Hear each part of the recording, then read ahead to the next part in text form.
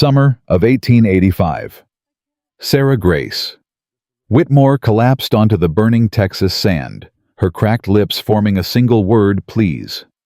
The stagecoach that had abandoned her was long gone, along with every penny she owned and the last shred of hope she had left. She had crawled for miles under the merciless sun, and now her body simply refused to go any further.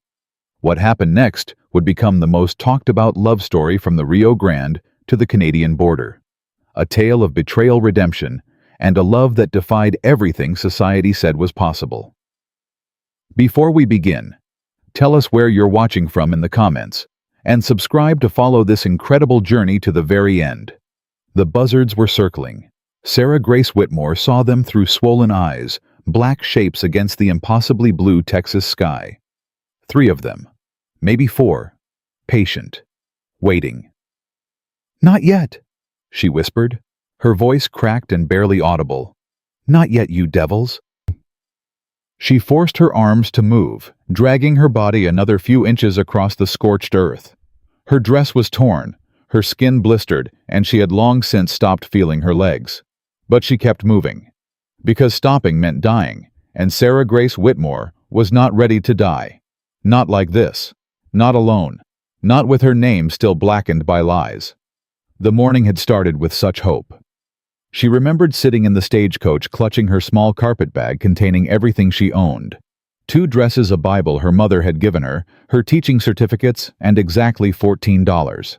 Enough to start over. Enough to find a small town that needed a schoolteacher and didn't care about the scandal that had destroyed her life in Boston. Then the men had come, 5 of them, bandanas over their faces, guns drawn. The driver had thrown down the strongbox immediately, but that hadn't been enough for them.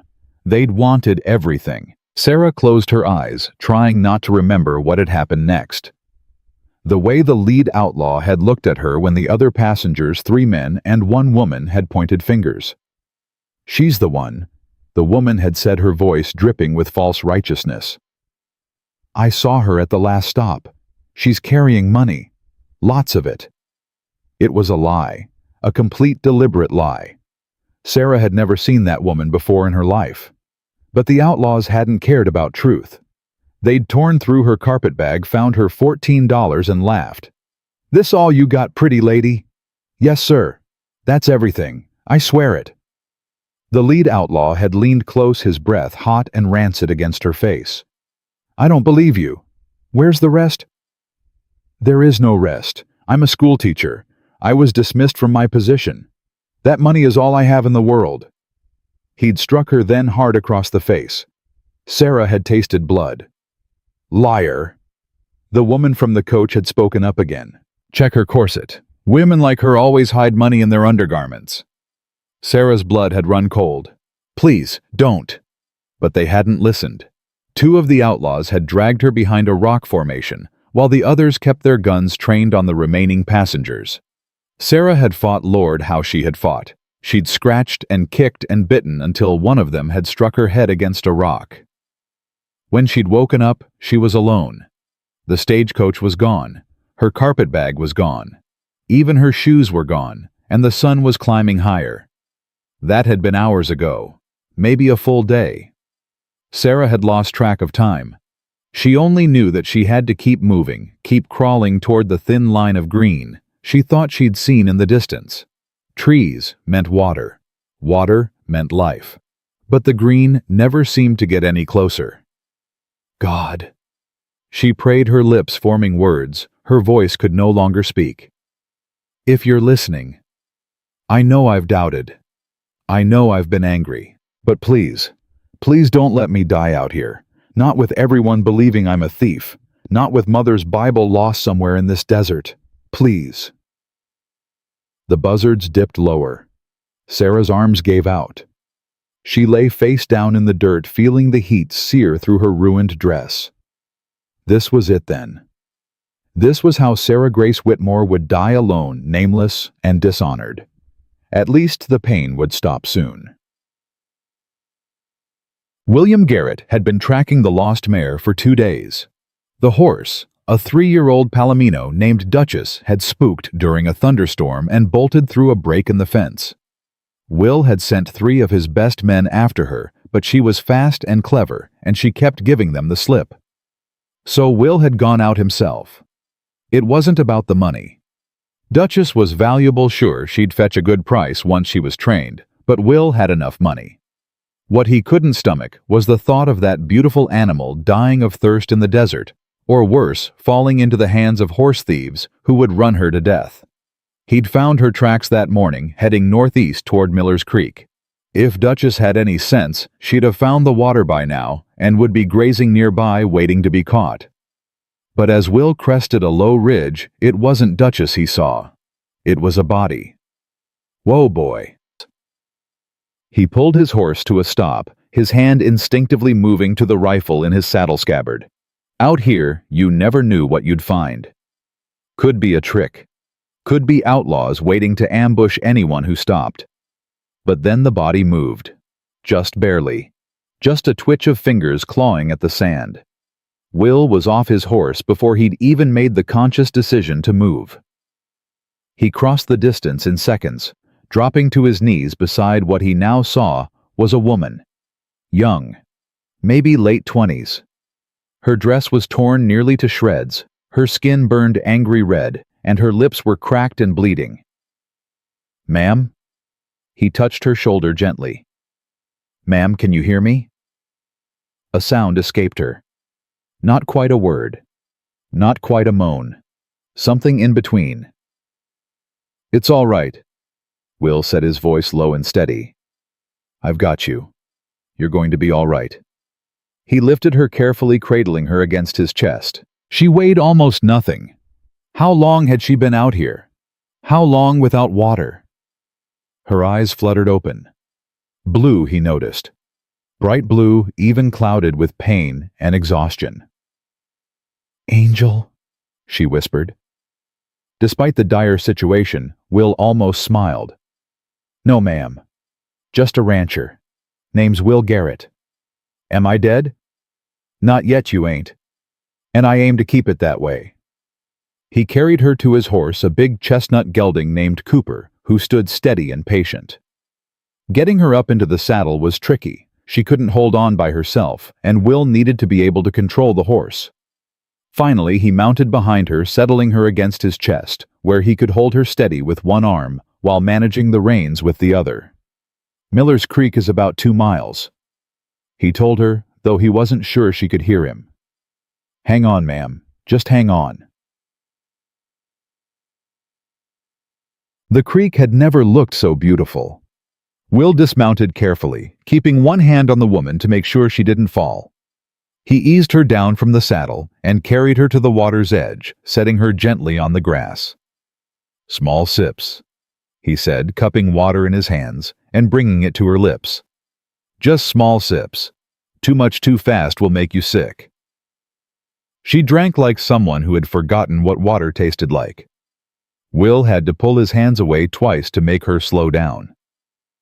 "Easy now. There's plenty. It ain't going anywhere."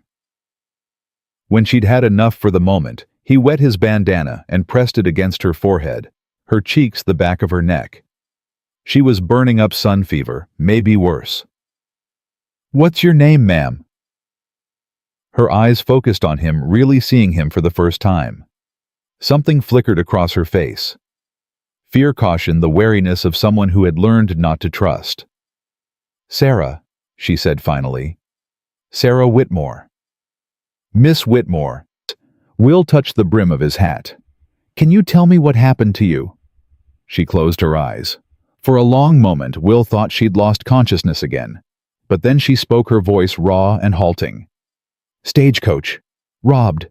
They left me." Anger flared in Will's chest, hot and immediate. "The outlaws left you.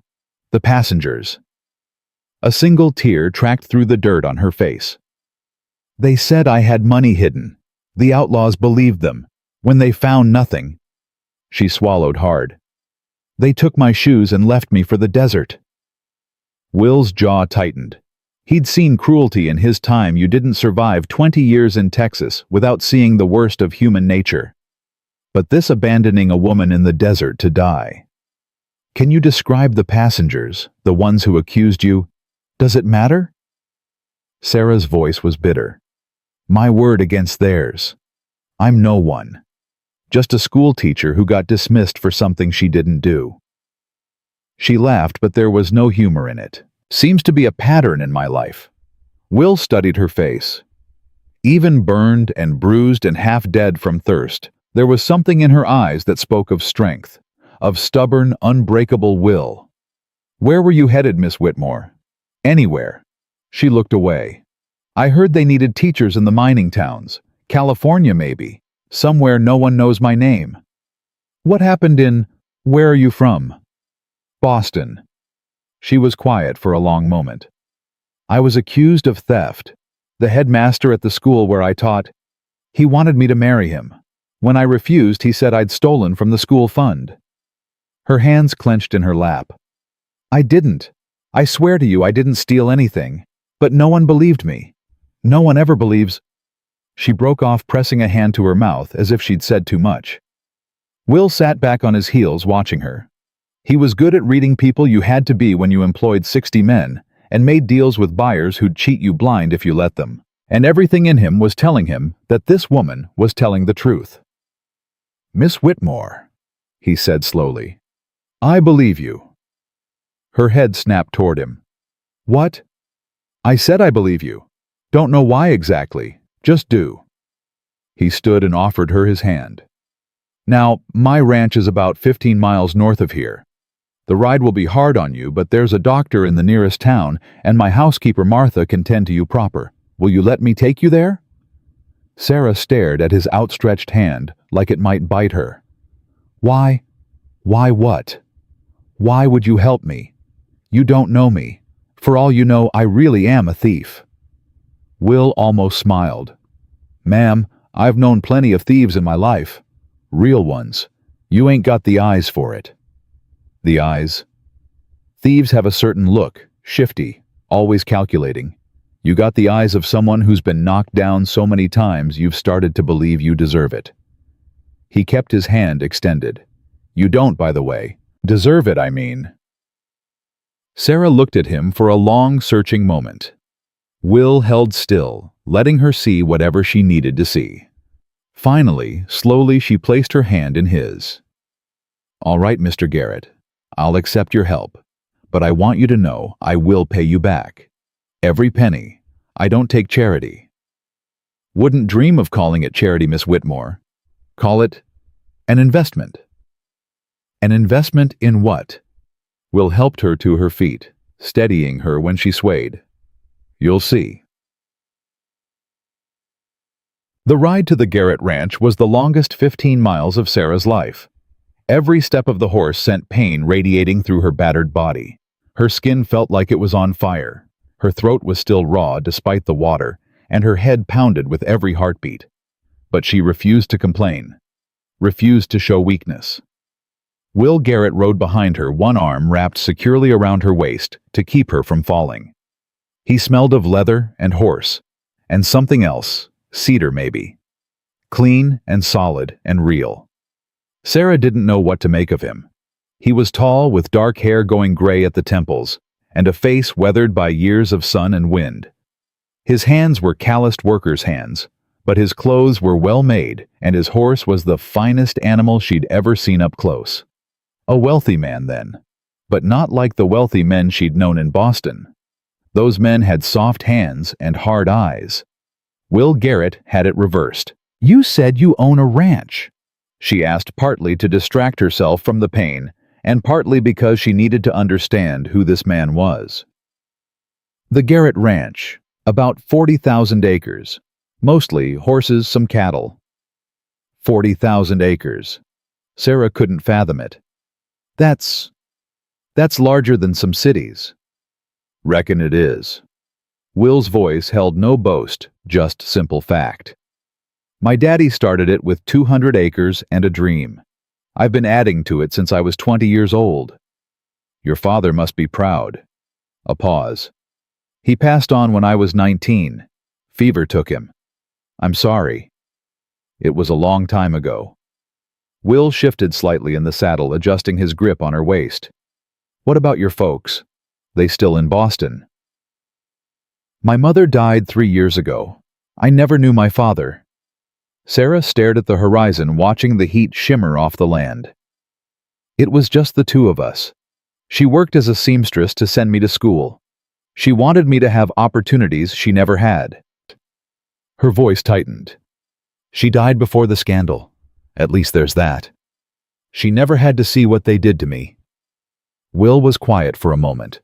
Then, what did they do exactly, if you don't mind my asking?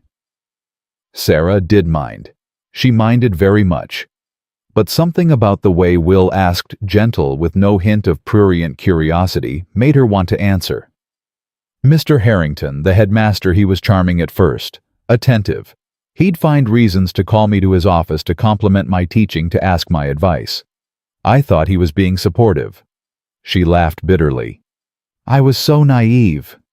You were trusting. Ain't nothing wrong with that. There's everything wrong with that when the person you're trusting is a snake. Sarah's hands clenched in her lap. He proposed marriage. I said no. I didn't love him, and I'd heard rumors about his first wife, how she died under mysterious circumstances. But he wouldn't accept my refusal. He kept pushing, kept insisting. When I finally told him I would never marry him under any circumstances, she swallowed hard. The next day, the school treasurer announced that money was missing from the fund, and somehow the evidence all pointed to me. What kind of evidence? Receipts with my signature, deposits in a bank account I'd never opened. Mr. Harrington testified that he'd seen me leaving the office late at night. Sarah shook her head. It was all lies, all fabricated. But who was going to believe me? I was just a teacher. He was the headmaster from one of Boston's finest families. Will's arm tightened around her just slightly. So they fired you. They did more than fire me. They destroyed me. Word spread through the city like wildfire. No school would hire me. No family would employ me as a governess. My landlord evicted me. My friends stopped calling. Sarah's voice dropped to a whisper. I became invisible. Or worse, I became someone people crossed the street to avoid.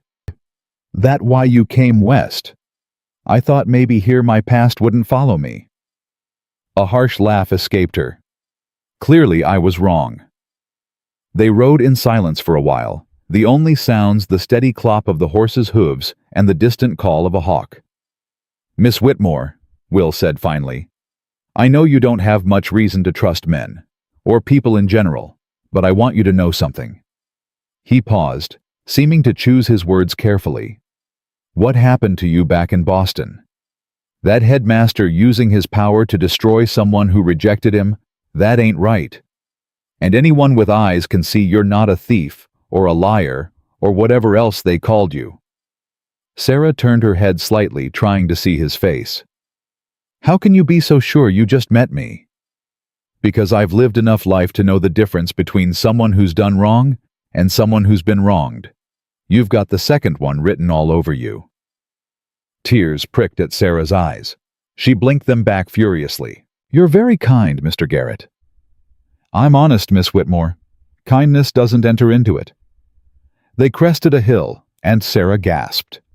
Spread out below them was a valley like something from a dream. Lush green grass, a winding creek, groves of cottonwood trees providing shade. And at the center of it all, a ranch, no, a small kingdom. A large main house, bunkhouses, stables, corrals full of horses, smoke rising from chimneys, men working in the distance.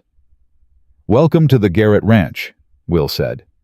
And before you say anything, yes, you can stay as long as you need. Yes, there's work for you if you want it. And no, I don't expect anything in return except honest effort.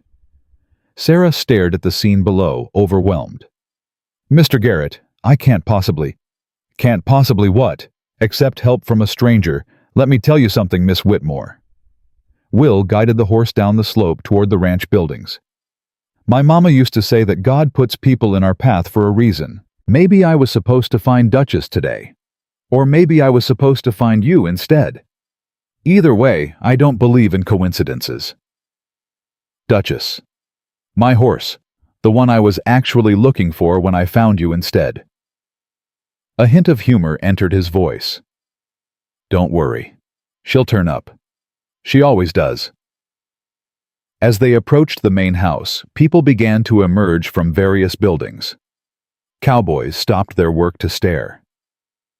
A large woman in an apron came out onto the porch, wiping her hands on a towel, her face creased with concern. "Lord Almighty, Will Garrett, what have you brought home now?" "Martha." Will brought the horse to a stop and dismounted carefully, reaching up to help Sarah down. "This is Miss Sarah Whitmore.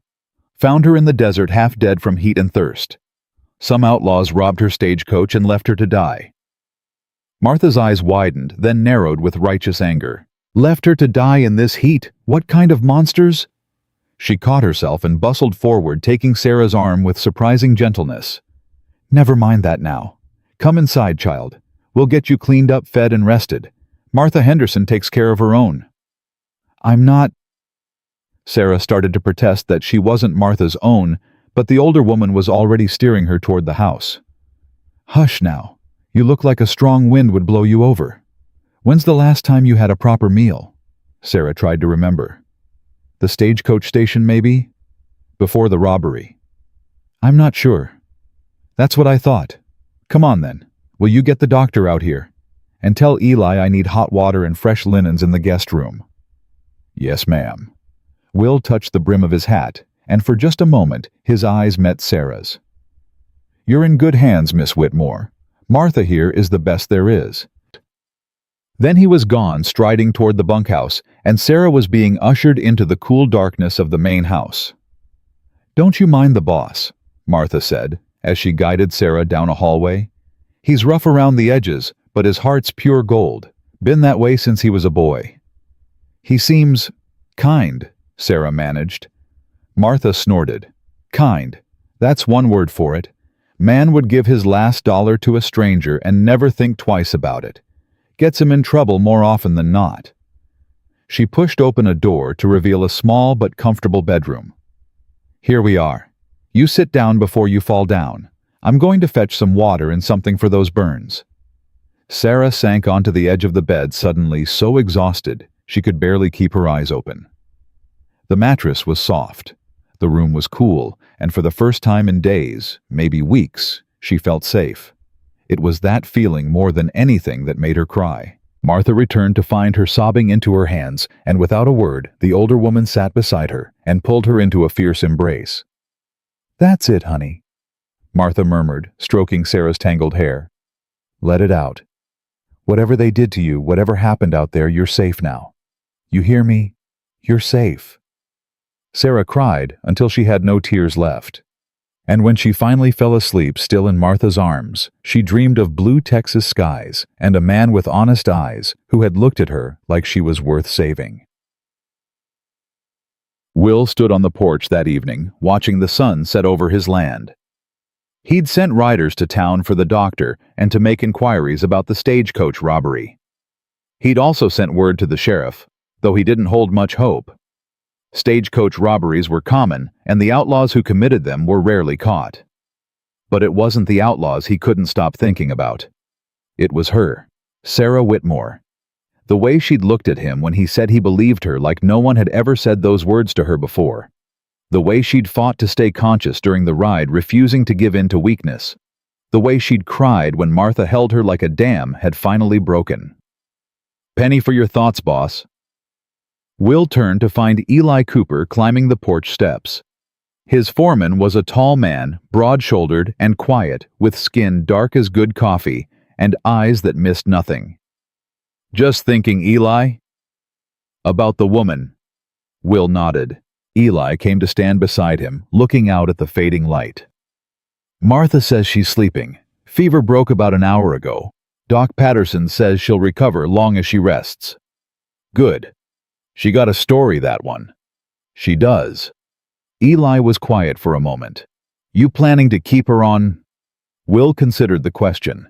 He hadn't thought that far ahead. He'd been too focused on just keeping her alive. But now that Eli asked, "She's a school teacher," he said slowly. "Or was before some man in Boston ruined her life for not wanting to marry him." Eli's jaw tightened. I know the type. Yeah. Will remembered that Eli had been born into slavery, had escaped north during the war, and had seen things that would haunt most men forever. If anyone knew about powerful people destroying lives for their own purposes, it was Eli. The boys have been asking about schooling, Eli said carefully. Tommy especially. Can't read a lick and it bothers him something fierce. I know. And the kids from the Brennan place. Their mama's been bringing them by hoping someone might teach them their letters. Will turned to look at his foreman. You suggesting something, Eli? I'm suggesting that maybe finding that woman wasn't as accidental as you think. Eli met his eyes. And I'm suggesting that a ranch this size could use a school teacher. For the hands who want to learn, and for any children who might come along. Come along. Will knew what Eli meant. The Garrett Ranch had always been a place where strays gathered cowboys who didn't fit in elsewhere, families running from troubled people who needed a second chance. If word got out that there was a school. Let's see how she heals up first, Will said finally. And then I'll ask her. But Eli... He paused. Whatever she decides, nobody pressures her. She's been through enough. Understood, boss. They stood in comfortable silence as the last light faded and the stars began to emerge. One more thing, Eli said as he turned to go. What's that? The way you carried her in here. The way you've been watching that bedroom window all evening. Eli's mouth curved in the ghost of a smile. I haven't seen you look at anything that way since, well, in a long time. Before Will could respond, Eli was gone, disappearing into the gathering darkness. Will stood alone on the porch, thinking about blue eyes and stubborn determination, and the way Sarah Whitmore had said, I'll pay you back, like it was the most important thing in the world. Maybe Eli was right. Maybe this wasn't accidental at all. Sarah woke to the sound of voices outside her window. For a moment, she didn't know where she was. The bed was too soft, the sheets too clean, and there was no pain in her throat from thirst. Then memory flooded back the desert, the rescue, the man with honest eyes, and she sat up so fast, her head spun. Easy there, child. Martha Henderson appeared in the doorway carrying a tray. You've been asleep for 2 days. Your body needed the rest. 2 days. Sarah's voice came out as a croak. 2 days, 3 bowls of broth, and enough water to fill a horse trough. Martha set the tray on the bedside table and pressed a weathered hand to Sarah's forehead. Fever's gone. That's good. Now eat something solid before you blow away. Sarah looked at the tray: eggs, bacon biscuits with honey, a steaming cup of coffee. Her stomach growled so loudly that Martha laughed. That's what I thought. Eat up. The boss has been asking about you every hour on the hour. Man's worn a path in the floorboards with his pacing. Mr. Garrett. Sarah felt heat rise to her cheeks. He shouldn't trouble himself over me. Martha snorted. Honey, you try telling Will Garrett what he should and shouldn't do. See how far that gets you. She moved to the window and pulled back the curtain. He's good man, our Will. Best man I've ever known, and I've known a few, but he carries a weight on his shoulders that would crush most folks. What kind of weight? Martha was quiet for a moment. That's his story to tell, not mine. But I'll say this, whatever happened to you back east, whatever made you run, Will understands that kind of pain. More than you know. Sarah wanted to ask more, but Martha was already heading for the door. Finish your breakfast. I'll send Tommy up with hot water for a bath. There's clothes in the wardrobe belong to Will's mama, God rest her soul. Should fit you well enough. She paused at the threshold. And Sarah?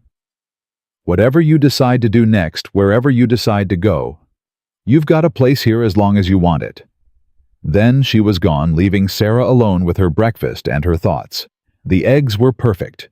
The bacon was crispy. And as Sarah ate, she found herself crying again. Not from sadness this time, but from something she hadn't felt in so long she'd almost forgotten its name. Hope. After her bath, Sarah dressed in the clothes Martha had mentioned, a simple cotton dress of faded blue practical boots and a sunbonnet. The dress fit surprisingly well, and when she looked in the small mirror above the washstand, she barely recognized herself. The sunburn was fading to a tan. Her brown hair, clean for the first time in days, hung in waves past her shoulders.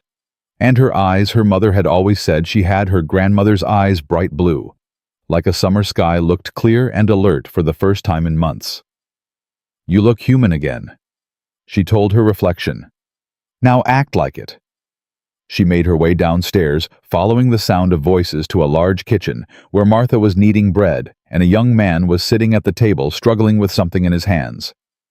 No, Tommy, like this." Martha didn't look up from her dough. "You're holding the pen like you're trying to strangle it." "I'm trying, Ma." The young man, barely more than a boy really, with a shock of red hair and freckles across his nose, scratched awkwardly at a piece of paper. "But the letters don't come out right. They're all squiggly and wrong." Sarah stopped in the doorway. "May I?" Both heads turned toward her. Tommy's face went red as a tomato. "Miss Whitmore." He jumped to his feet so fast he nearly knocked over his chair. "You're up. You're awake, I mean." He fumbled for his hat, then remembered he wasn't wearing one, and ended up just standing there with his hands at his sides like he didn't know what to do with them. "Tommy Brennan," Martha said, a smile tugging at her lips. "Mind your manners." "Yes, ma'am. I mean—" Tommy straightened his spine and nodded formally. "Pleased to meet you proper like, Miss Whitmore. I'm Tommy. I work for Mr. Garrett. Horses mostly. Some cattle. Whatever needs doing, really." "It's nice to meet you, Tommy." Sarah moved closer to the table, looking at the paper he'd been writing on. "Are you practicing your letters?" Tommy's blush deepened. "Trying to. Never had much schooling. My folks died when I was young, and after that—" He shrugged. "Work came first." Sarah picked up the paper. The letters were shaky but recognizable. He'd been trying to write his name. "May I show you something?" Tommy nodded eagerly. Sarah sat down across from him and took the pen. "The trick with letters is to think of them as shapes first, not sounds. See this?" She drew a careful T. "It's just two lines, one going down, one going across the top. Nothing scary about it." "When you put it that way." Tommy leaned forward, watching intently. "Now you try." Tommy took the pen, still gripping it too tightly, but better than before, and copied the letter. It was wobbly, but recognizable. "That's it." Sarah smiled. "Now the O. That's just a circle." From the doorway, a voice said, "Looks like you found yourself a teacher, Tommy." Sarah looked up to find Will Garrett watching them. He was dressed for work. Dusty boots, worn trousers, a shirt with the sleeves rolled up to reveal tanned forearms, but his eyes were fixed on her with an intensity that made her breath catch. "Mr. Garrett?" She started to rise, but he waved her back down. "Don't let me interrupt. This is the most progress Tommy's made in 3 years of trying." "I ain't that bad," Tommy protested. "Boy, last month you tried to spell horse with a Q." Tommy's face went even redder, but he was grinning. "Well, maybe I'm that bad, but Miss Whitmore's making it make sense for the first time." Will's eyes met Sarah's across the table. "That's so." "He's a quick learner," Sarah said. "He just needs someone to show him properly." "Then maybe you'd be willing to keep showing him." Will pulled out a chair and sat down at the head of the table. "I've got a proposition for you, Miss Whitmore." Sarah's heart began to pound. "What kind of proposition?" "The honest kind." Will leaned forward, his elbows on the table. "I've got 60 men working this ranch, and half of them can barely write their own names. Kids from the neighboring homesteads come by hoping someone will teach them their letters, and we've got nothing to offer them. I need a school teacher." Sarah stared at him. "You're offering me a job." "I'm offering you a position. Good pay, your own cabin meals in the main house. You'd teach whoever wants to learn the hands their families, any children from the area. In return, you get a fresh start and a place where nobody cares what happened back east." It was everything she'd dreamed of. Everything she'd prayed for during those terrible months in Boston when door after door slammed in her face. But she'd learned not to trust good fortune. "Why?" she asked. "Why would you do this for a stranger?" Will was quiet for a moment. When he spoke, his voice was rough. "Because someone did it for me once. When I was 19 years old and had just buried my father and didn't know how I was going to keep this ranch running. A man I'd never met rode up to my door and offered to help. Asked nothing in return, except that someday I'd do the same for someone else. Who was he? Never got his name. He worked beside me for 3 months, helped me through the hardest time of my life, and then rode off one morning without saying goodbye." Will's jaw tightened. "I've been looking for ways to pay that debt forward ever since. Reckon you might be one of them." Sarah looked at Tommy, who was watching her with hopeful eyes. She looked at Martha, who had stopped kneading and was waiting with a knowing smile. And she looked at Will Garrett, this man who had pulled her from the desert and was now offering her a second chance at life. "All right," she said. "I'll do it." Tommy let out a whoop that could be heard in the next county. Martha laughed and went back to her bread. And Will smiled, really smiled for the first time since Sarah had met him. "Welcome to the Garrett Ranch, Miss Whitmore." The first week was chaos. Word spread fast that the Garrett Ranch had a real school teacher, and suddenly Sarah had more students than she knew what to do with. Cowboys who couldn't read their own names. Children from homesteads miles away, brought by hopeful parents. Even Eli Cooper, Will's foreman, showed up one evening, asking if she could help him write a letter to his sister in Philadelphia. "Haven't seen her in 20 years. Eli said, his deep voice soft with old pain. "Left home when I was 17. Always meant to write, but—" He spread his hands. "Never learned how." Sarah helped him compose the letter that night, writing down his words as he spoke them. When they finished, Eli held the paper like it was made of gold. "You've given me something I can't repay, Miss Whitmore." "You don't need to repay it. Just promise me you'll keep practicing your letters." "Yes, ma'am." Eli touched his hat. "I surely will." But not everyone was happy about Sarah's presence. She noticed it first in the way some of the cowboys looked at her sidelong glances, whispered conversations that stopped when she approached. One afternoon, she overheard 2 men talking behind the barn. "Don't seem right is all I'm saying. A woman with her kind of history living on a respectable ranch." "What history?" "She's a school teacher." "That ain't what I heard. Word is, she stole money from some fancy school back east. Got caught and run out of town." Sarah's blood ran cold. How had the story followed her here? "Sounds like gossip to me," the second man said. "Where there's smoke, there's fire, and I don't trust her. Pretty woman shows up out of nowhere, and suddenly the boss is tripping over himself to help her. Something ain't right." Sarah stepped around the corner before she could stop herself. Both men froze. "Miss Whitmore," the first one started. "If you have questions about my character," Sarah said, her voice steady, despite the pounding of her heart, "I'd prefer you ask me directly, rather than speculate behind buildings." The man, she recognized him now as Jake Harlow, one of the older hands, folded his arms. "All right then. Did you or did you not steal money from a school in Boston?" "I did not." "Then why'd they say you did?" "Because I refused to marry the headmaster." Sarah met his eyes without flinching. "He wanted a wife. I said no. He decided to punish me for it." Jake studied her for a long moment.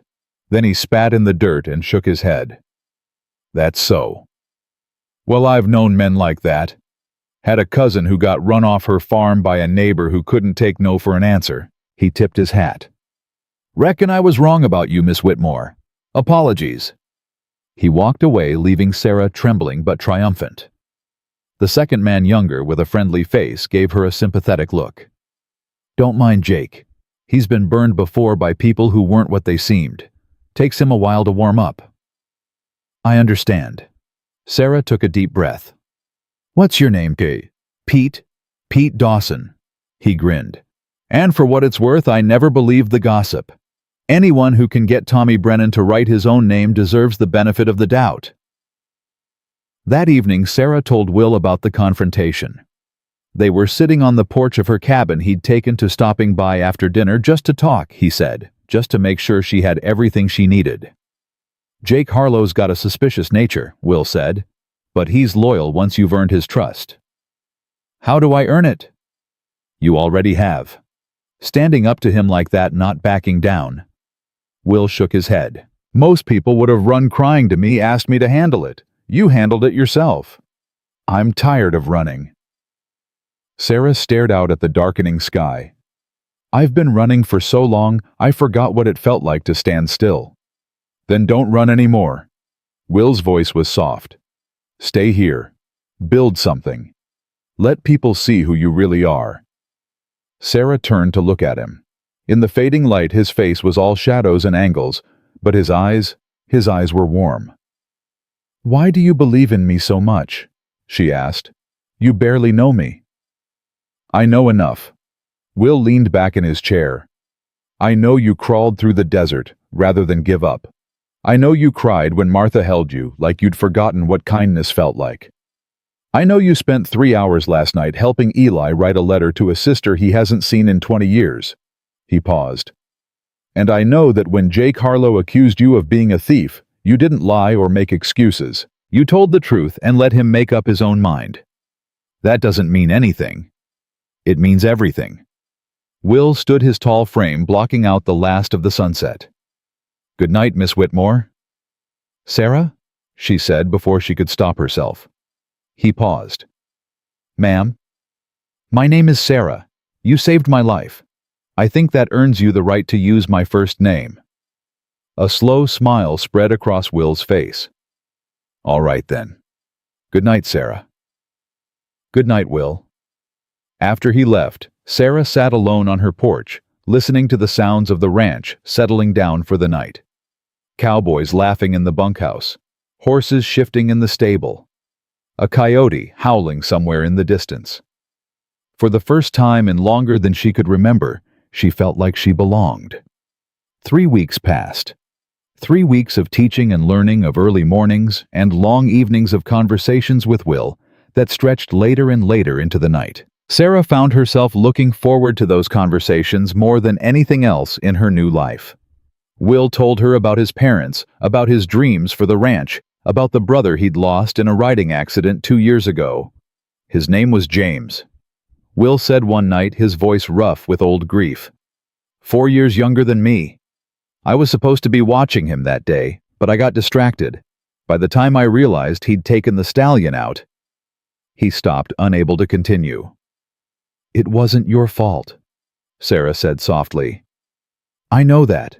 Here. Will touched his head. But here. He touched his chest. Here, I still feel like I failed him. Sarah reached out and took his hand. It was the first time she'd touched him voluntarily, and she felt him freeze for a moment before his fingers closed around hers. You didn't fail him, she said. You loved him. That's never a failure. They sat like that for a long time, hands intertwined, watching the stars wheel overhead. It was Tommy who brought the news that shattered everything. He came running up to the schoolhouse one afternoon, breathless and wild-eyed, waving a piece of paper. Miss Sarah! Miss Sarah! Sarah looked up from the slate where she'd been demonstrating long division. Tommy, what's wrong? Man in town, asking about you. Tommy thrust the paper at her. He's putting these up everywhere. Sarah took the paper with trembling hands. It was a notice professionally printed with her name in large letters at the top. Reward: $500 for information leading to the whereabouts of Sarah Grace Whitmore, wanted for theft and fraud in the city of Boston, known to be traveling west, maybe using assumed names. Contact Victor Ashford at the Grand Hotel Cheyenne.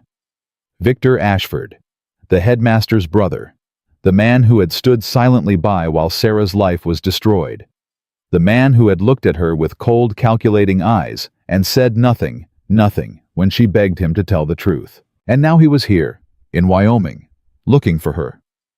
Miss Sarah! Tommy's voice seemed to come from very far away. Miss Sarah, you've gone all pale.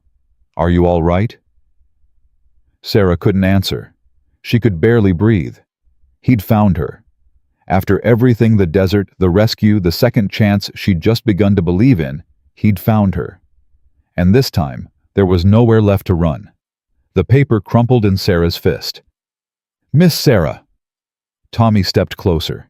His young face creased with worry. Who's Victor Ashford? Why's he looking for you? Sarah couldn't speak. Her throat had closed up and her heart was pounding so hard she could hear it in her ears. $500. That was more money than most people saw in a year.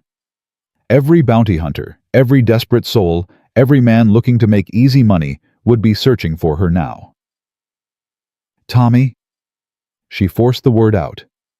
Where's Mr. Garrett? North pasture. Checking on the new foals with Eli. Get him, now. Don't tell anyone else what you've seen. Tommy didn't argue. He took off running like the devil himself was chasing him. Sarah sank into her chair, staring at the crumpled reward notice. Victor Ashford. She remembered him perfectly tall, thin, with pale eyes that never seemed to blink. He was nothing like his brother Marcus, the headmaster who had tried to force himself on her. Victor was quieter, colder, more calculating, and far more dangerous. Why had he come? What did he want? She knew the answer, of course. She'd always known. When she'd refused Marcus, when she'd broken his nose with that history book, when he'd cornered her in the supply closet, she hadn't just rejected him. She'd humiliated him. And the Ashford family did not tolerate humiliation. The door burst open 20 minutes later, and Will strode in with Eli right behind him. Sarah? Will crossed to her in 3 long strides and dropped to his knees beside her chair. Tommy told me. Let me see it. She handed him the notice wordlessly. Will's face went hard as he read it. When he looked up, his eyes were blazing. This is the man, the one who ruined you in Boston. His brother. Sarah's voice came out steadier than she felt. Victor is the elder. Marcus is the one who tried to... She couldn't finish. I understand. Will's jaw was tight. And now Victor's come all the way to Wyoming to find you. Why? I don't know. Yes, you do. Will's voice was gentle but firm. Think, Sarah. What does he want? Sarah closed her eyes. What did Victor want? Money. She didn't have any. Revenge. That was possible. The Ashfords were proud, and she'd wounded that pride. But to travel all the way from Boston to spend money on reward notices to make such a public spectacle. Oh God. Her eyes flew open. The ledger. What ledger? When they accused me of stealing from the school fund, I knew I had to prove my innocence. So I broke into the headmaster's office and found the real accounts. The ones that showed where the money actually went. Sarah's hands were shaking. The Ashford family has been embezzling from that school for 15 years. Hundreds of thousands of dollars. I copied everything I could before they caught me, but I didn't have time to take the original ledger. Will went very still. And they know you have copies. Marcus saw me running from the office with papers in my hands. He must have told Victor. Eli stepped forward. Miss Sarah, where are those copies now? Hidden. Sarah touched her chest unconsciously. I sewed them into the lining of my corset before I left Boston. I never go anywhere without them. Will and Eli exchanged a look.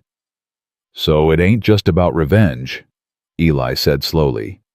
It's about destroying the evidence. And the witness. Will stood, his hands clenched at his sides. He can't let you live, Sarah. Not while you can prove what his family did. The words hit Sarah like a physical blow. She'd known on some level that she was in danger, but hearing it said out loud so plainly, so matter-of-factly. I have to leave, she said, standing abruptly. I have to go before he finds out I'm here. I won't put you all in danger because of... Sit down. Will's voice was quiet, but it stopped her cold. Will, you don't understand. If Victor finds out you're sheltering me, he'll destroy you too. He has money connections power. I said sit down. Sarah sat. Will knelt in front of her again, taking both her hands in his. Listen to me, Sarah Grace Whitmore. You are not running. You are not hiding.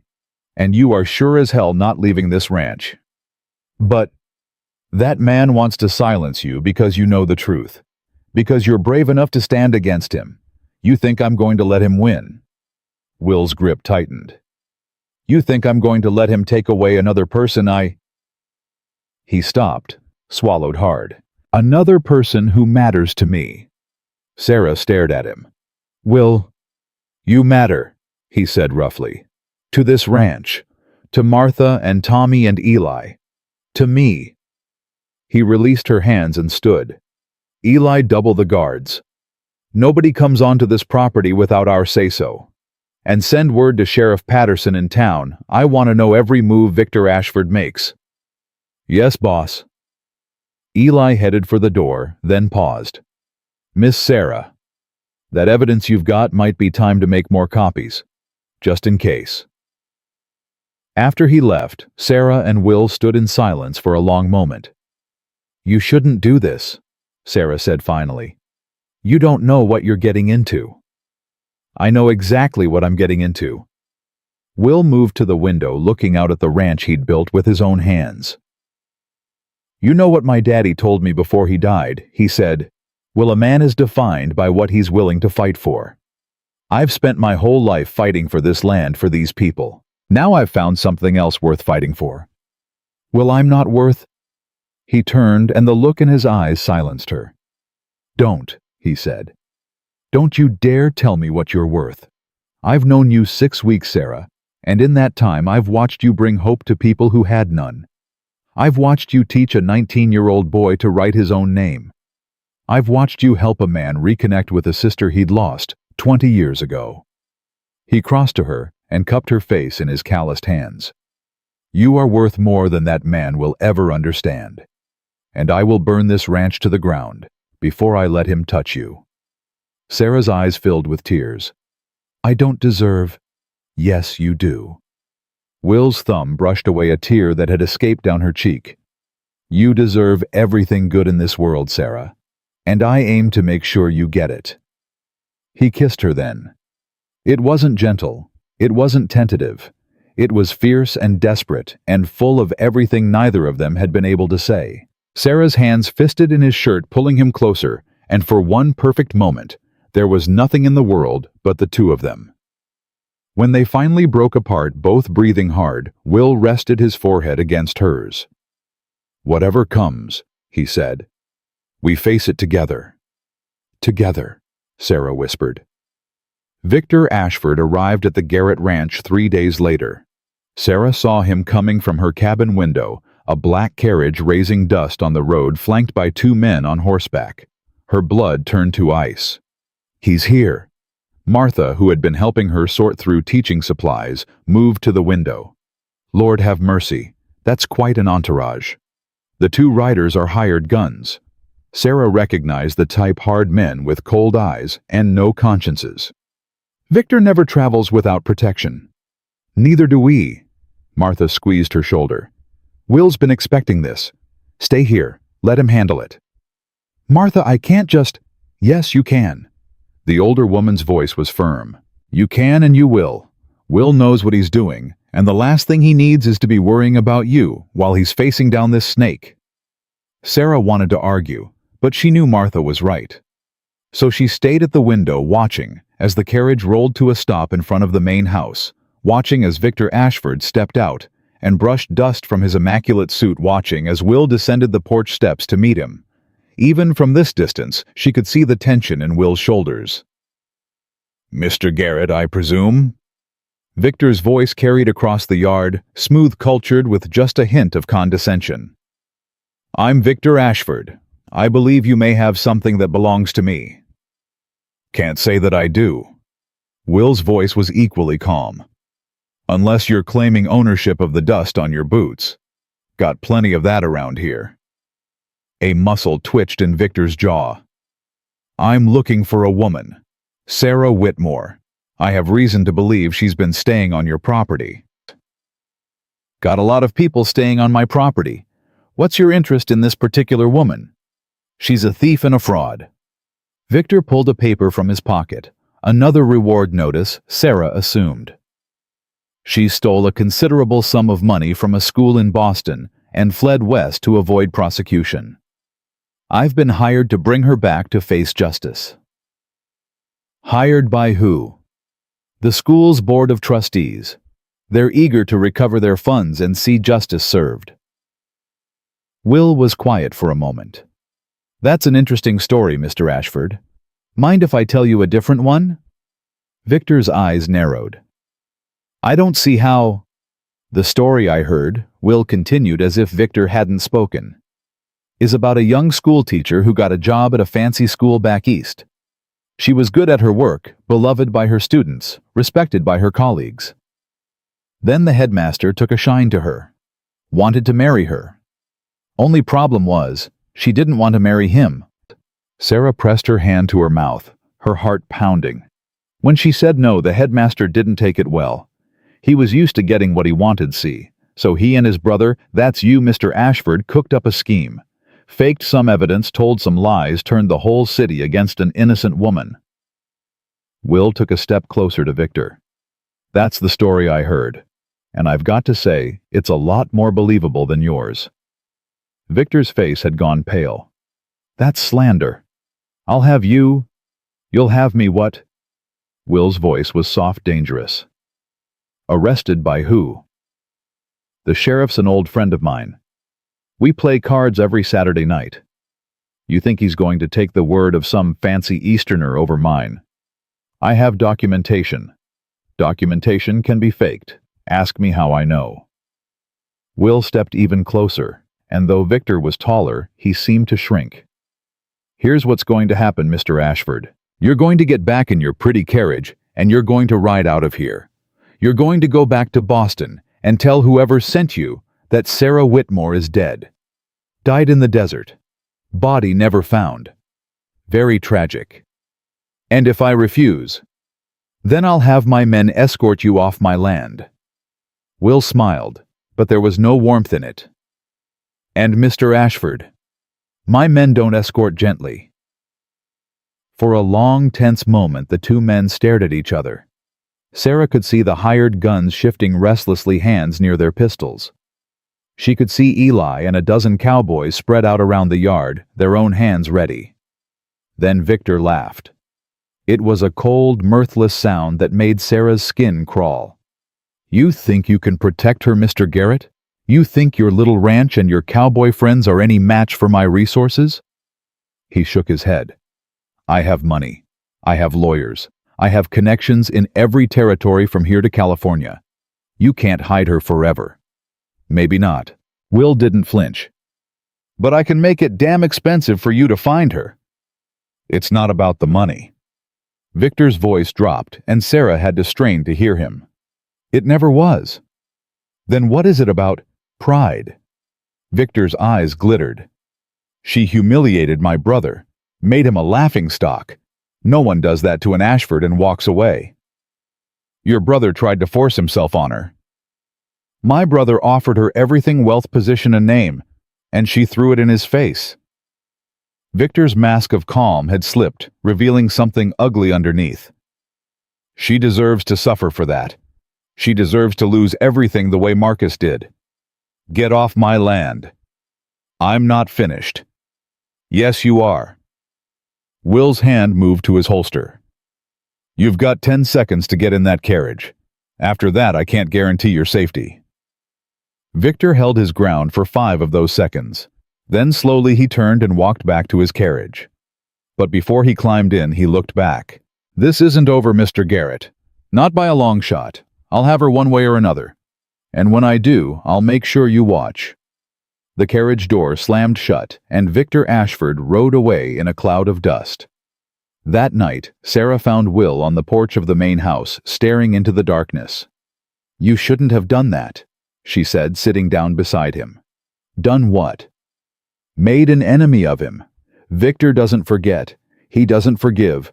He'll come back with lawyers, with hired killers, with God knows what else. Let him. Will, I'm serious. You have no idea what that family is capable of. Will turned to look at her. And you have no idea what I'm capable of. Sarah fell silent. I wasn't always a rancher, Sarah. Will's voice was quiet. Before my daddy died, before I took over this land, I was different. Angrier. More reckless. I did things I'm not proud of. He looked back out at the darkness. There's a reason the sheriff and I are friends. We rode together once, on the wrong side of the law. Sarah stared at him. You were an outlaw. For 2 years, after my mama passed and my daddy started drinking himself to death. I was 15 years old and mad at the whole world. Will's jaw tightened. I rode with a gang out of New Mexico. We robbed stagecoaches, rustled cattle, did things that would curl your hair. What stopped you? My daddy died. Will's voice caught. I came back for the funeral and saw what was left of this ranch, broken fences, starving cattle, the house falling apart. And I realized that if I kept going the way I was going, I'd end up dead or in prison, and everything my parents had built would be lost. So you changed. I tried to. Every day I try. Will finally looked at her. But the man I was, he's still in here somewhere. And Victor Ashford just woke him up. Sarah reached for his hand. I don't want you to become that man again. Not for me. I won't. Will laced his fingers through hers. But I need you to understand something. That man, the outlaw, the fighter, he's the reason I survived when everything was falling apart. He's the reason this ranch exists. And he's the reason Victor Ashford is going to regret ever stepping foot in Wyoming. What are you going to do? Will was quiet for a long moment. I'm going to find out exactly how much those documents of yours are worth. And then I'm going to make sure the whole world knows what the Ashford family really is. That's dangerous. If Victor finds out, he already wants you dead, Sarah. How much worse can it get? Will stood, pulling her up with him. Tomorrow we start making copies of those documents. Eli knows a man in Denver, a newspaper man who's not afraid of powerful families. We're going to tell your story. The real story. And if Victor tries to stop us... Will smiled a hard, cold smile that Sarah had never seen before. Then he'll find out what happens when you threaten the people I love. Love. The word hung in the air between them. You said love, Sarah whispered. I did. Will cupped her face in his hands. Because I do, Sarah. I love you. And I know that's probably the worst timing in the history of the world. But I'm done pretending. I've lost too many people by staying quiet, by not saying what I feel. I won't lose you the same way. Sarah's heart was pounding so hard she could barely breathe. Will I? You don't have to say it back. I just needed you to know. But she did need to say it. She'd been holding it back for weeks, telling herself it was too soon, too complicated, too dangerous. But standing here in the darkness with a threat looming over both of them and an uncertain future ahead. I love you too, she said. And when he kissed her this time, it felt like coming home. The next morning, Sarah and Will began copying the documents that would bring down the Ashford Empire. They worked side by side at the dining room table. Martha standing guard at the door, Eli posted outside with instructions to shoot anyone who came within 100 yards uninvited. My God, Will said, paging through the records Sarah had stolen. They've taken everything. Pension funds, scholarship money, donations meant for orphans. Over $200,000 in 15 years. Sarah's voice was bitter. And they blamed me for taking 400. How did no one notice? Victor is good at what he does. He knows how to hide money, how to cook books, how to make the numbers say whatever he wants them to say. Sarah pointed to a column of figures.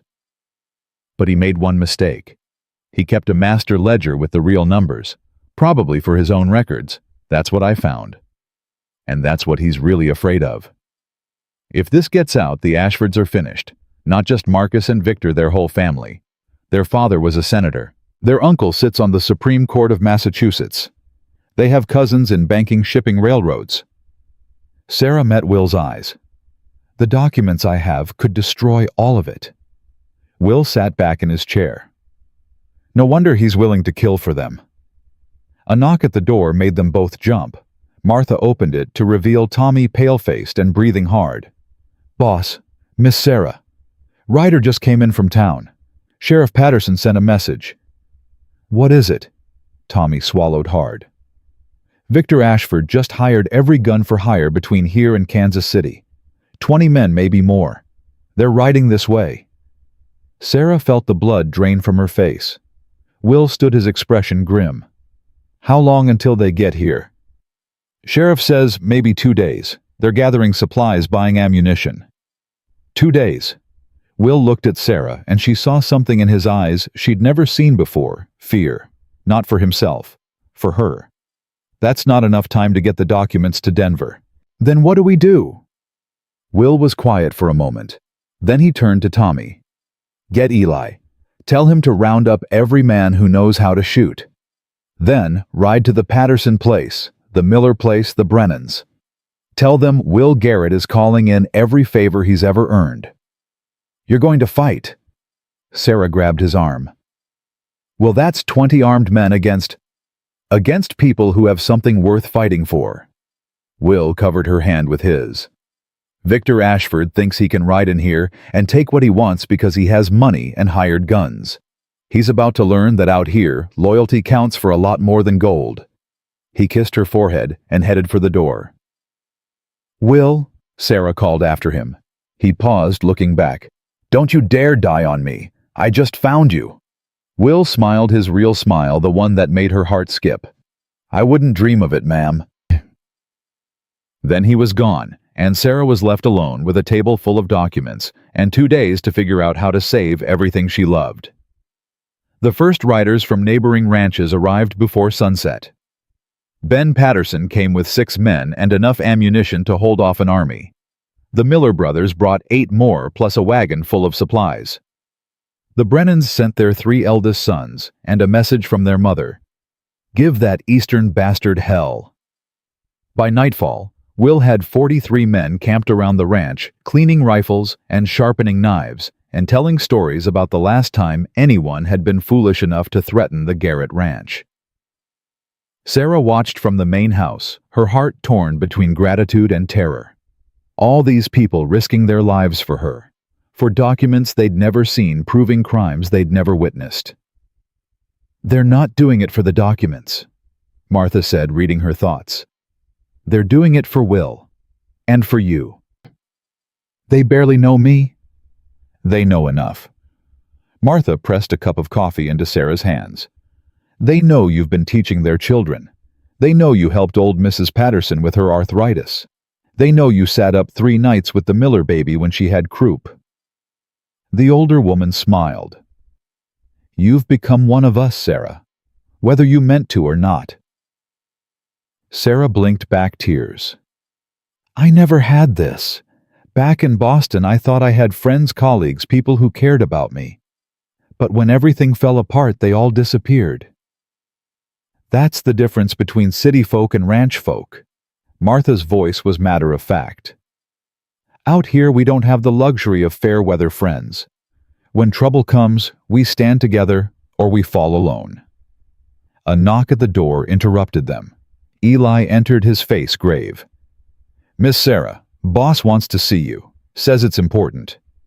Sarah found Will in the study, bent over a map of the ranch with Ben Patterson and the Miller brothers. They looked up as she entered. "Sarah."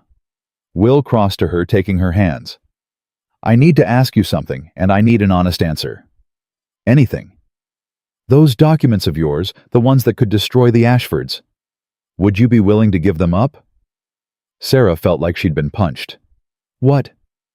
"I'm not saying you should. I'm asking if you would. If there was a way to end this without bloodshed, without anyone dying." Will's eyes searched hers. "Would you trade the documents for peace?" Sarah's mind raced. Those documents were her only proof that she was innocent, her only weapon against the lies that had destroyed her life. But they were also the reason Victor was here. The reason 43 men were preparing to fight and possibly die. "Why are you asking me this?" Will glanced at Ben Patterson. "Tell her." Ben stepped forward, a weathered man with kind eyes and a hard jaw. "One of Victor's hired guns rode up to my place yesterday. Said his boss wanted to make a deal." "What kind of deal?" "He'll call off his men and go back to Boston if you hand over the documents and agree to never speak of what you know." Ben's voice was careful. "He's also offering $5,000 for your cooperation. He wants to buy my silence. That's about the size of it." Sarah's hands clenched at her sides. "And if I refuse, then he attacks at dawn tomorrow." Ben's expression darkened. He also said, "He said if you refuse, he'll burn every ranch that helped you. Kill every man, woman, and child who stood with you." His words were, "I'll turn this whole territory into a graveyard." The room went silent.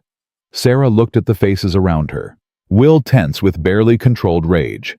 Ben Patterson, grim but determined. The Miller brothers young and scared, but trying not to show it. These men had come to fight for her. Their families were at risk because of her. "If I give him the documents," she said slowly, "he'll destroy them. There'll be no proof of what the Ashfords did. They'll go on stealing, lying, ruining lives, and I'll have to live with knowing I could have stopped them." "That's one possibility," Will said quietly. "But if I don't give them up, people might die. Good people. People who never did anything except show me kindness." Sarah's voice cracked. "How am I supposed to make that choice?" Will pulled her into his arms. "You're not making it alone. Whatever you decide, we stand with you." "That's what I'm afraid of." Sarah pulled back and looked at the map on the desk. She didn't know much about military strategy, but she could see the problem. The ranch was exposed on 3 sides with only the hills to the north providing any real cover. If Victor's men attacked from multiple directions at once... "How many men does he have?" she asked. 22 last count, Ben said. "Plus Victor himself, though I don't reckon he'll do any actual fighting." "And we have 43. 44 counting me," Will said. "We've got the numbers, Sarah. We can win this." "But people will die." No one denied it. Sarah closed her eyes, thinking of everything she'd learned in the past 2 months. The way Martha had welcomed her without question. The way Tommy's face lit up when he finally wrote his name correctly. The way Eli had cried when he sent that letter to his sister. The way Will looked at her like she was the most precious thing in the world. These people had given her everything. How could she repay them by putting their lives at risk? But how could she repay them by surrendering? By letting Victor win? By telling them their sacrifice meant nothing? "I need to think," she said. "Give me tonight. I'll have an answer by morning." Will nodded. "Whatever you need."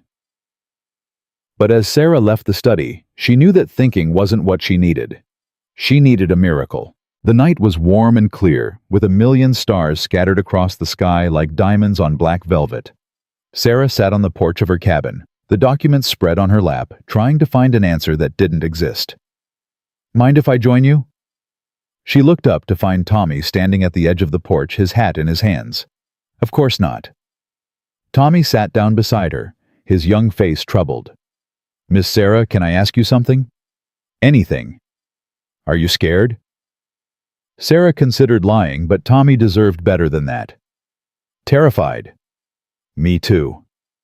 Tommy stared at his boots. "I ain't never been in a real fight before. Shot coyotes and rattlesnakes, sure, but never a man. Never someone who could shoot back." "You don't have to fight, Tommy. No one would think less of you if you—" "Yes, they would." Tommy's voice was firm. "And I'd think less of myself. You gave me something, Miss Sarah. You taught me to read, to write, to believe I could be more than just a dumb cowboy who couldn't spell his own name." He looked at her with fierce determination. "I ain't letting some eastern snake take that away. Not from me, and not from you." Sarah's eyes filled with tears. "Tommy." "I just wanted you to know." He stood, putting his hat back on. Whatever happens tomorrow, I'm glad you came here. I'm glad I know you." He touched the brim of his hat. "Good night, Miss Sarah." After he left, Sarah sat alone in the darkness, clutching the documents that had caused so much trouble. And that's when the idea came to her. She found Will in the bunkhouse, going over defensive positions with Eli and Ben Patterson.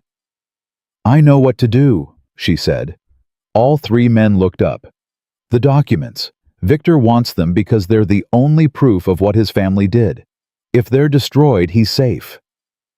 Sarah's heart was pounding, but her voice was steady. "But what if they weren't the only proof?" Will frowned. "What do you mean?" "I mean, what if we make copies, not just one set, but dozens, hundreds, and we send them everywhere, newspapers, politicians, the governor, the president himself. We scatter the truth so wide that Victor can never catch it all." Eli's eyes widened. That's brilliant." "But we don't have time," Ben said. "It would take days to make that many copies, and Victor's attacking at dawn." "I know." Sarah took a deep breath. "That's why we're not going to wait for his attack. We're going to give him what he wants." The room went silent. "You want to surrender." Will's voice was dangerously quiet. "I want to make him think we're surrendering." Sarah pulled a folded paper from her pocket, one of the documents copied hastily by candlelight. "I'll ride out to his camp tonight. I'll give him these, and tell him I'm willing to make a deal. I'll keep him talking as long as I can, long enough for Eli to ride to Denver with the real documents." "That's insane," Will said flatly. "I won't let you. You can't stop me." Sarah met his eyes without flinching. "Will, this is the only way. If we fight, people die, maybe a lot of people. But if I can buy Eli enough time to get to Denver, Victor loses everything. Even if he kills me, he loses. I won't accept that." "It's not your choice to accept." Sarah's voice softened. "I love you, Will. I love you more than I ever thought possible. But I won't let people die for me. Not when there's another way." Will's jaw was clenched so tight Sarah could see a muscle jumping. "There has to be something else. Some other option." "There isn't." Sarah touched his face gently. "You know there isn't." For a long moment they just looked at each other. Then Will pulled her into a fierce embrace, holding her like he would never let go. "If you die," he said into her hair, "I'll follow you, straight into hell if I have to." "Don't you dare!" Sarah pulled back and smiled through her tears. "You've got a ranch to run, and someone needs to make sure Tommy keeps practicing his letters." Will laughed a broken, desperate sound. "You're the most stubborn woman I've ever met. That's why you love me." "That's one reason." He kissed her long and deep. "Come back to me, Sarah. Promise me you'll come back." "I promise." It was a lie, and they both knew it. But sometimes lies were all you had. Eli rode out 30 minutes later, the real documents hidden in his saddlebags, a pistol at his hip, and the fastest horse on the ranch beneath him. "Don't stop for anything," Will told him. "Not food, not water, not rest. You get to Denver and you find that newspaper man." "What's his name?" "Thomas Crane. Works for the Denver Tribune. Tell him Will Garrett sent you, and that I'm calling in the debt he owes me." Eli nodded grimly. "And if Victor's men try to follow, they won't." Will's voice was hard. "They'll be too busy with us." After Eli disappeared into the darkness, Sarah mounted her own horse, a gentle mare named Rosie that Martha had chosen for her. "Last chance to change your mind," Will said, holding the bridle. "Last chance to tell me you'll stay here and not do anything stupid," Sarah replied. Will's mouth twitched. "Reckon we're both too stubborn for sense." "Reckon so." He kissed her one more time, then stepped back. "I'll be right behind you. You get in trouble. You fire that pistol, and I'll be there." "I know you will." Sarah turned Rosie toward the road and kicked her into a trot. She didn't look back. If she looked back, she might lose her nerve, and tonight, nerve was all she had. Victor's camp was 3 miles east in a hollow surrounded by low hills. Sarah counted 20 men gathered around campfires, their faces hard in the flickering light. She recognized the hired guns who had flanked Victor's carriage and saw at least a dozen more who looked just as dangerous. A sentry stopped her 100 yards out. "That's far enough, lady. State your business." "I'm Sarah Whitmore." Sarah kept her voice steady. "I'm here to see Victor Ashford. I'm ready to make a deal." The sentry looked surprised, then suspicious. "How do I know this ain't a trick?" "You don't, but Victor wants those documents, and I've got them." Sarah patted her saddlebag. "He can have them, or he can keep waiting. His choice." 5 minutes later, she was escorted into Victor's tent. He was sitting at a folding desk, drinking wine from a crystal glass, as if he were in a Boston drawing room instead of a Texas hollow. When he saw her, he smiled a cold, satisfied smile that made Sarah's skin crawl. "Miss Whitmore, what an unexpected pleasure." "Mr. Ashford." Sarah didn't sit down, though he gestured to a chair. "I've come to negotiate." "Have you?" Victor set down his glass and steepled his fingers. "I was under the impression that negotiation was off the table." "Things change." "Indeed they do." Victor's eyes traveled over her, slowly assessing. "I must admit, I'm surprised. I expected Mr. Garrett to fight to the death before letting you come here alone." "Mr. Garrett doesn't own me." "No, I suppose not." Victor stood and crossed to a side table, pouring a second glass of wine. "So, you're willing to hand over the documents?" "I'm willing to discuss terms." "Terms." Victor laughed softly. "You're in no position to discuss terms, Miss Whitmore. I have 22 armed men. You have a school teacher and a handful of ranchers. And you have a reputation to protect." Sarah met his eyes without flinching.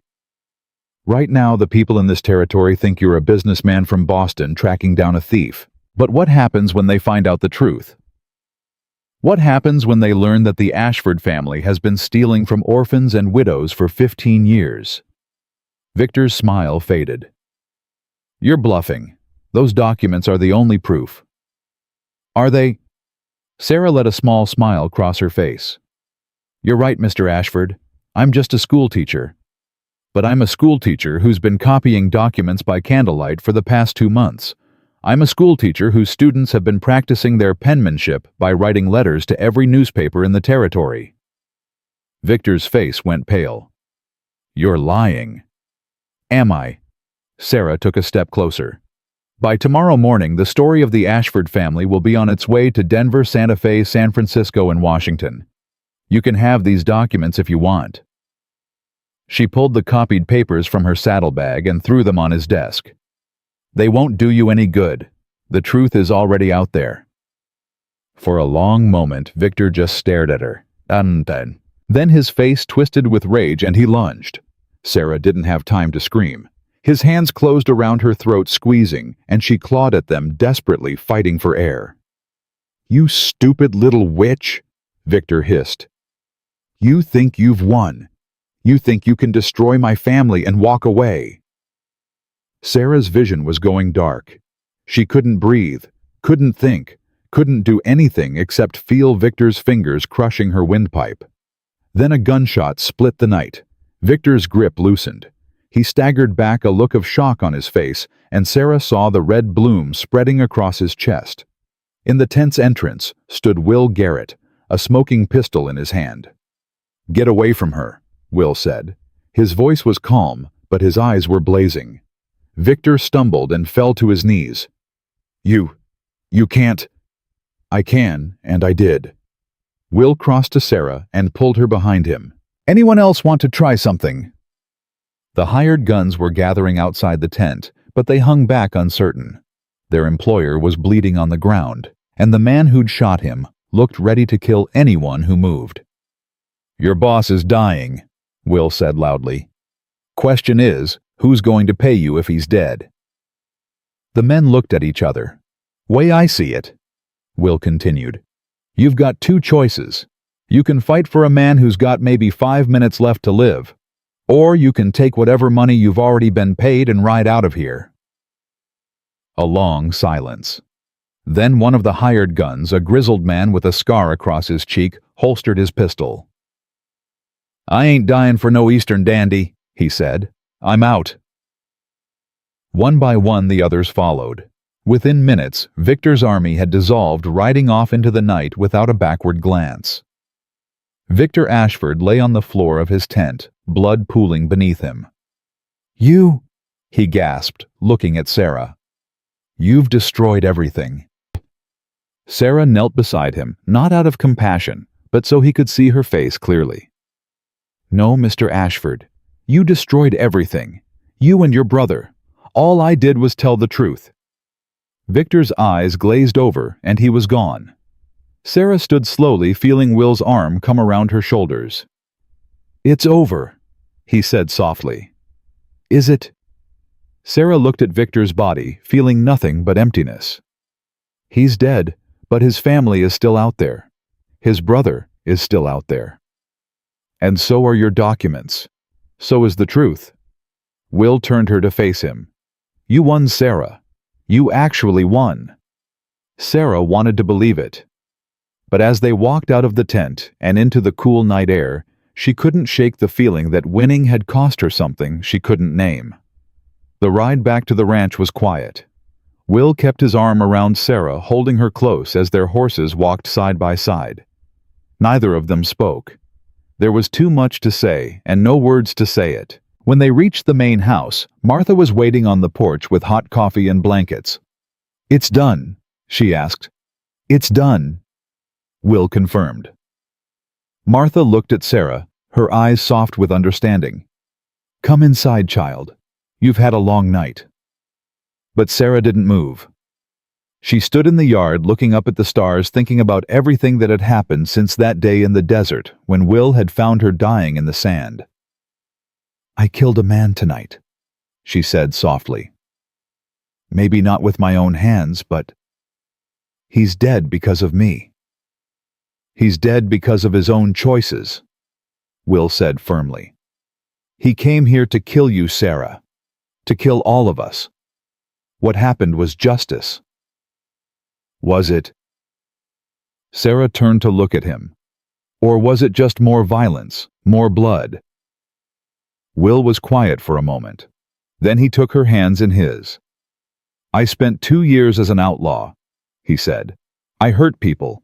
I stole things.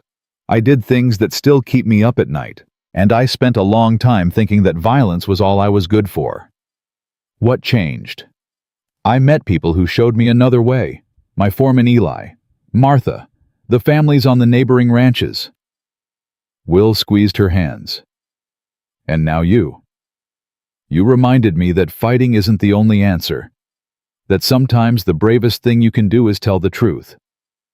Sarah felt tears sliding down her cheeks. "I don't feel brave. I feel tired. And scared. And human," Will finished. "You feel human. Because that's what you are." He pulled her into his arms, and Sarah finally let herself cry. She cried for the life she'd lost in Boston, for the months of fear and running for the man who'd died tonight, because he couldn't accept that a woman had the right to say no. She cried until there were no tears left. And when she was done, Will was still there, holding her steady as a rock. "What happens now?" she asked. "Now?" Will smiled down at her. "Now we wait for Eli to get back from Denver. We rebuild what Victor's threats tore down. We keep teaching Tommy his letters and helping the Miller kids with their arithmetic." "And us?" Will's expression softened. "That depends on you. I meant what I said, Sarah. I love you. I want to build a life with you here on this ranch. But if you need time, if you need to figure things out." Sarah silenced him with a kiss. "I don't need time," she said when they finally broke apart. "I know what I want. I want you. I want this ranch. I want to keep teaching and helping and being part of this community. Even after everything that's happened. Especially after everything that's happened." Sarah took his face in her hands. "You saved my life, Will Garrett. And then you gave me something even better, a reason to keep living. I'm not walking away from that. Not ever. Will's smile was like the sun coming up. Then stay, he said. Stay forever. Forever. Sarah agreed, and standing there in the yard with the stars wheeling overhead and the sounds of the ranch settling down for the night, Sarah finally felt something she hadn't felt in years. She felt free. Eli rode back into the ranch 4 days later. Sarah saw him first, a lone figure on the horizon, pushing his horse hard. She dropped the chalk she'd been using to teach the Miller children their sums and ran toward the main house, her heart pounding. Will, he's back. By the time Eli reached the yard, half the ranch had gathered to meet him. His horse was lathered and exhausted, and Eli himself looked like he hadn't slept in days. But he was smiling. It's done, he said, dismounting heavily. Thomas Crane published everything. Front page of the Denver Tribune. And he's not the only one. Will gripped Eli's shoulder. What do you mean? I mean the story's spreading like wildfire. Eli pulled a bundle of newspapers from his saddlebag. Denver, Santa Fe, Kansas City. Even got word it's heading to New York. The whole country's going to know what the Ashford family did. Sarah took one of the newspapers with trembling hands. There on the front page was a headline that made her knees go weak. Boston elite exposed Ashford family, accused of 15-year fraud scheme. And below it, in smaller print, courageous schoolteacher reveals truth after being framed, driven from home. They called me courageous, Sarah whispered. That's because you are. Will came up behind her, reading over her shoulder. Look at this, they've got statements from former employees of the school, people who suspected something was wrong but were too afraid to speak up. And here, Eli pointed to a paragraph near the bottom. The Massachusetts Attorney General has opened an investigation. They're saying charges could be filed within the month. Sarah read the paragraph twice, 3 times, unable to believe what she was seeing. Charges against the Ashfords, the family that had destroyed her life, that had sent her running across the country like a criminal. They were finally going to face justice. Her legs gave out. Will caught her before she hit the ground, pulling her against his chest. Easy, I've got you. I never thought... Sarah's voice broke. I never thought anyone would believe me. We believed you. Martha had appeared at her side, her weathered face soft with emotion. Every person on this ranch believed you from the first day. And now the whole world knows the truth. The celebration that night was unlike anything Sarah had ever experienced. Cowboys who had never danced in their lives were spinning around the yard. Martha had prepared enough food to feed an army. Someone had broken out a fiddle, and the music carried across the prairie, joyful and free. Sarah sat on the porch of the main house, watching it all with a sense of wonder. You look like you're a million miles away. She turned to find Will settling into the chair beside her, 2 glasses of whiskey in his hands. He offered her one. Just thinking, Sarah said, accepting the glass. About what? About how different my life is now. 3 months ago, I was sitting in a train station wondering if I was going to die alone. She looked at him, her eyes bright with unshed tears. And now I have this. All of this. It doesn't feel real. It's real. Will reached over and took her hand. You made it real. With your courage, your stubbornness, your refusal to give up. I had help. We all need help sometimes. That's nothing to be ashamed of. They sat in comfortable silence for a moment, watching their friends and neighbors celebrate. Then Will cleared his throat. Sarah, there's something I've been wanting to ask you. What is it? Will stood and turned to face her. Then, to Sarah's shock, he dropped to one knee. Will, what are you? Sarah Grace Whitmore. His voice was rough with emotion. I know we haven't known each other long. I know there's still so much we don't know about each other. But I know this. I love you. I've loved you since the moment I saw you fighting for your life in that desert. Sarah's hand flew to her mouth. I want to spend the rest of my life with you, Will continued. I want to wake up next to you every morning and fall asleep beside you every night. I want to build a future with you here on this ranch, surrounded by the people we love." He reached into his pocket and pulled out a small velvet box. "Sarah, will you marry me?" The ring inside was simple, a band of gold with a small diamond that caught the light, but to Sarah, it was the most beautiful thing she'd ever seen. "Yes," she whispered. "What?" "Yes." Sarah threw herself into his arms, laughing and crying at the same time. "Yes, I'll marry you, Will Garrett. Yes, yes, 1,000 times yes." The cheers from the yard told her that everyone had been watching. Martha was crying. Tommy was whooping. Even stoic Eli was grinning from ear to ear. Will slipped the ring onto her finger and kissed her deep and thorough right there on the porch in front of everyone. "You've made me the happiest man in Wyoming," he murmured against her lips. "You've made me the happiest woman in the world." The wedding was set for the following month. Sarah had wanted something simple, but Martha wouldn't hear of it. "You're marrying the most eligible man in the territory," she declared. "We're doing this right." So invitations went out across Wyoming, Colorado, and beyond. The neighboring ranches offered food and decorations. Mrs. Patterson donated the fabric for Sarah's dress, which Martha and the women of the community sewed together with more love than skill. "It's not fancy," Martha admitted when she presented the finished gown. "But it's made with good wishes." "It's perfect." Sarah ran her hands over the ivory cotton with its simple lace trim and tiny pearl buttons. "Absolutely perfect." But as the wedding day approached, Sarah found herself growing anxious. She couldn't explain it. Everything was wonderful. Will was wonderful. Their life together was going to be wonderful. And yet something gnawed at her, a shadow she couldn't quite name. It was Eli who finally helped her understand. He found her sitting alone by the creek 2 days before the wedding, staring at the water, without really seeing it. "Mind if I join you, Miss Sarah?" "Please." Eli settled on the grass beside her, his long legs stretched out in front of him. "You've got that look." "What look?" "The look of someone waiting for the other shoe to drop." Eli's voice was gentle. "I know that look. Wore it myself for years, after I got my freedom. Kept expecting someone to come along and take it all away." Sarah turned to look at him. "How did you stop feeling that way?" "I didn't. Not completely."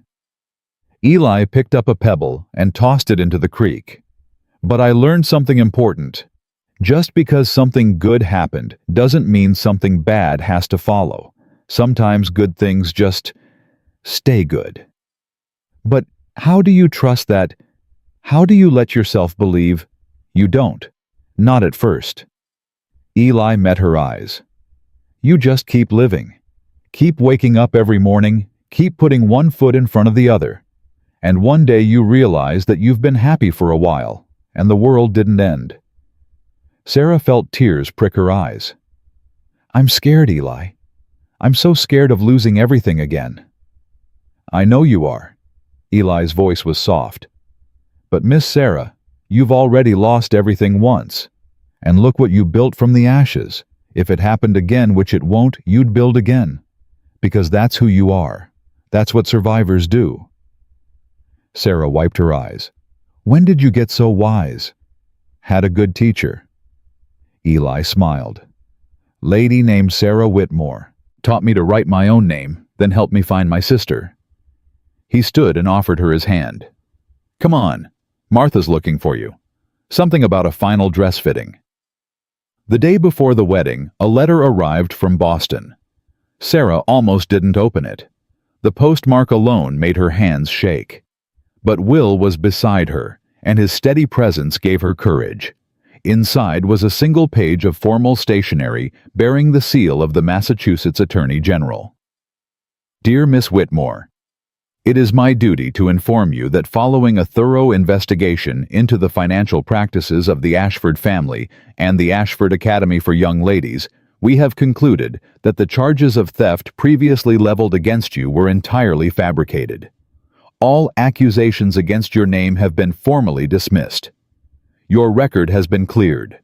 Furthermore, Marcus Ashford has been arrested and charged with fraud, embezzlement, and conspiracy to commit perjury. Additional charges are pending. We deeply regret the suffering you have endured as a result of these false accusations. While no legal remedy can undo the damage done to your reputation and livelihood, we hope this letter provides some measure of justice. Yours sincerely, Charles Wellington, Attorney General, Commonwealth of Massachusetts. Sarah read the letter 3 times before the words truly sank in. "My name," she whispered. "They cleared my name." "I know." Will was reading over her shoulder, his voice thick with emotion. "You're officially innocent, Sarah. Not that anyone who knows you ever doubted it. But now it's real. Now it's official." Sarah looked up at him, tears streaming down her face. "They can never call me a thief again. They can never—" She broke down completely, sobbing into Will's chest while he held her and stroked her hair and whispered words of comfort. All those months of running, all that fear, all that shame, all those nights lying awake wondering if she would ever be able to hold her head up again. It was over. It was finally, truly over. The wedding day dawned clear and bright. Sarah stood in her cabin looking at herself in the mirror, hardly recognizing the woman who looked back. The ivory dress fit perfectly. Martha had woven wildflowers into her hair, and on her finger the simple diamond ring caught the light. "You look beautiful." She turned to find Martha in the doorway, her eyes already glistening. "Thank you." Sarah smoothed her dress nervously. "For everything. For taking me in, for believing in me, for—" "Hush now." Martha crossed the room and took Sarah's hands. "I told you when you first came here, we take care of our own. Your family, Sarah. Have been since the moment Will carried you through that door." A knock interrupted them. Tommy's voice came through the wood. "Miss Sarah, they're ready for you." Sarah took a deep breath. "This is it. This is it." Martha squeezed her hands. "You ready?" "I've never been more ready for anything in my life." The ceremony was held in the yard between the main house and the bunkhouse. Half the territory had come to witness the wedding of Will Garrett and Sarah Whitmore, ranchers and farmers, shopkeepers and cowboys, families who had traveled days to be there. Sarah walked down the makeshift aisle on Eli's arm, her heart so full she thought it might burst. Will waited at the end, dressed in his finest clothes, his dark eyes fixed on her like she was the only person in the world. "Dearly beloved," the circuit preacher began, "we are gathered here today to witness the union of William Thomas Garrett and Sarah Grace Whitmore in holy matrimony." Sarah barely heard the words. She was too busy looking at Will, remembering everything they'd been through, the desert rescue, the slow building of trust, the night he'd told her about his brother, the night she'd told him about Boston, the fear and the hope and the love that had grown between them stronger every day. "Do you, William Thomas Garrett, take this woman to be your lawfully wedded wife, to have and to hold in sickness and in health, for richer or poorer, for better or worse, as long as you both shall live?" "I do." Will's voice was steady, but Sarah could see the emotion in his eyes. "And do you, Sarah Grace Whitmore, take this man to be your lawfully wedded husband, to have and to hold in sickness and in health, for richer or poorer, for better or worse, as long as you both shall live?" "I do." Sarah's voice didn't waver, not even a little. "Then by the power vested in me by the territory of Wyoming, I now pronounce you husband and wife." The preacher smiled. "Mr. Garrett, you may kiss your bride." Will pulled her into his arms and kissed her like the world was ending and beginning all at once. The crowd erupted in cheers. Cowboys threw their hats in the air. Someone started firing a pistol into the sky. When they finally broke apart, both breathless and grinning, Will cupped her face in his hands. "Hello, Mrs. Garrett." "Hello, Mr. Garrett. How does it feel?" Sarah looked around at the celebrating crowd, at Martha crying happy tears, at Tommy whooping with joy, at Eli standing quietly to the side with a rare smile on his face. At the ranch that had become her home, the people who had become her family. "It feels like coming home," she said. "For the first time in my life." The years that followed were the happiest Sarah had ever known. She continued teaching not just at the ranch, but at a proper schoolhouse that Will built in the growing town of Garrett's Crossing, named despite his protests after the man who had done so much for the community. Tommy became her assistant, helping teach the younger children their letters. He'd grown into a fine young man, confident and capable, and when he finally wrote a letter to his aunt back east without any help at all, Sarah cried with pride. Eli's sister came west to visit the following spring. She stayed for 3 months, and when she left, she took a piece of her brother's heart with her, but also a promise that she would return. She did 2 years later with her husband and 3 children, and they settled on land that Will gave them at a price they could afford. Martha never stopped cooking, never stopped mothering, never stopped being the heart of the Garrett Ranch. When she passed away peacefully in her sleep at the age of 73, the whole territory mourned. And Sarah and Will. They built a life together that exceeded every dream Sarah had ever dared to have. Their first child, a boy, they named James, after Will's lost brother, was born in the spring of 1887. A daughter followed 2 years later. Elizabeth called Lizzie with her mother's blue eyes and her father's stubborn chin.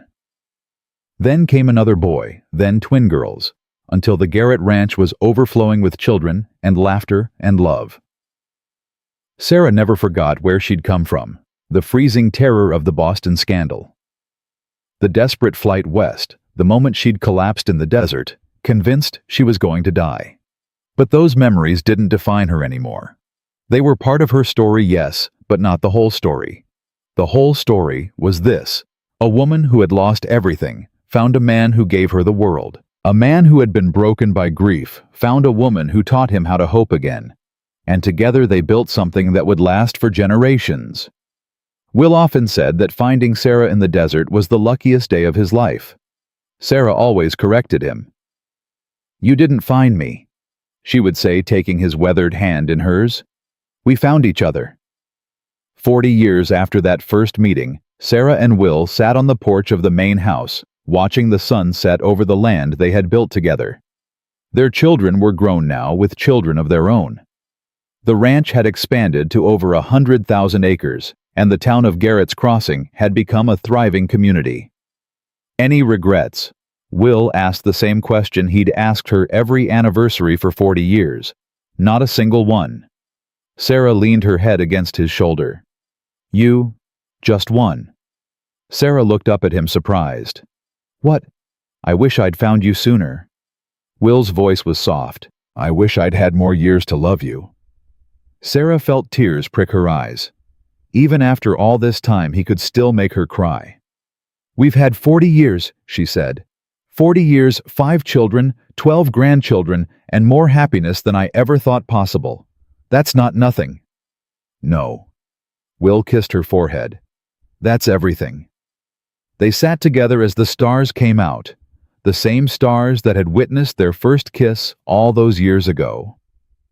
And when Will took her hand, his touch as gentle as it had been on the day they met, Sarah knew that she had found what she'd spent her whole life searching for. Not just love, not just family, not just a home. She had found herself. In a letter she wrote to her children years later, Sarah tried to explain what that meant. "I spent the first half of my life believing that I was worthless," she wrote. "That I didn't deserve love or happiness or kindness. The world told me I was a thief, a liar, a woman of no account. And for a long time, I believed it. Your father showed me a different truth. He showed me that I was strong, that I was brave, that I had something to offer the world.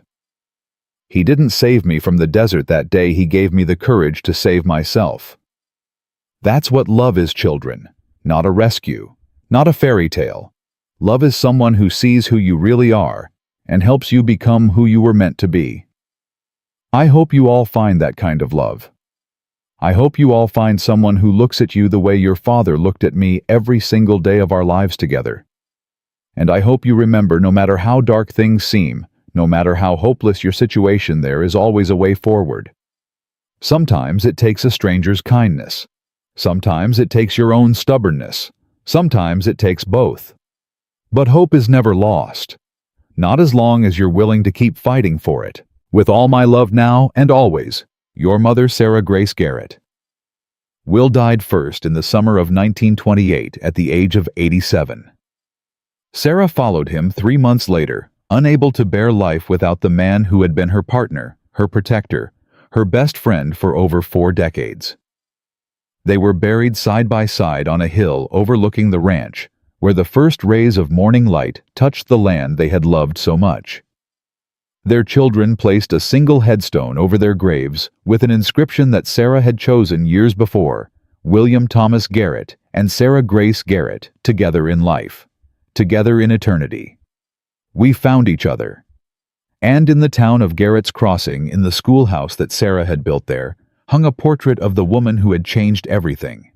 The plaque beneath it read, Sarah Grace Garrett, 1857 to 1928. Teacher, mother, pioneer. She came to Wyoming with nothing but hope and built an empire of love. Even today, more than a century later, people still tell the story of the wealthy rancher who found a dying woman in the Texas desert and fell in love with her stubborn heart. They tell it around campfires and in history books, in schoolrooms, and in family gatherings. The legend of Will and Sarah Garrett lives on proof that love can conquer any obstacle, that hope can survive any darkness, and that the greatest adventures always begin with someone brave enough to take a chance on a stranger. Their love story didn't just make history.